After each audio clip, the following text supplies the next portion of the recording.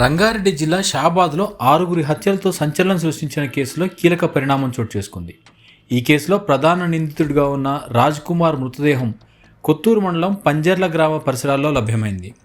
మృతదేహాన్ని గుర్తించిన స్థానికులు వెంటనే పోలీసులకు సమాచారం అందించారు. ఘటనా స్థలానికి చేరుకున్న పోలీసులు పరిశీలించగా మృతదేహం సమీపంలో గడ్డి మందు సీసా కూడా కనిపించినట్లు సమాచారం. అందుకు సంబంధించిన ఫోటోలు, వీడియోలు ఇప్పుడు సోషల్ మీడియాలో వైరల్గా మారాయి. రాజ్ కుమార్ కోసం గత కొన్ని రోజులుగా పోలీసులు విస్తృత గాలింపులు చేపట్టారు. అతన్ని పట్టించిన వారికి 2 లక్షల రూపాయల నగదు బహుమతిని కూడా పోలీసులు ప్రకటించారు. పోక్సో కేసులో బెయిల్పై బయటకు వచ్చిన రాజ్ కుమార్ షాబాద్లో 2 కుటుంబాలకు చెందిన 6 దారుణంగా హత్య చేసిన ఘటన రాష్ట్ర వ్యాప్తంగా తీవ్ర సంచలనం సృష్టించింది. అయితే రాజ్ కుమార్ మృతికి గల కారణాలపైన పోలీసులు ఇంకా అధికారిక ప్రకటన విడుదల చేయలేదు. పోస్టుమార్టం నివేదిక, దర్యాప్తు అనంతరం పూర్తి వివరాలు వెల్లడయ్యే అవకాశం ఉంది.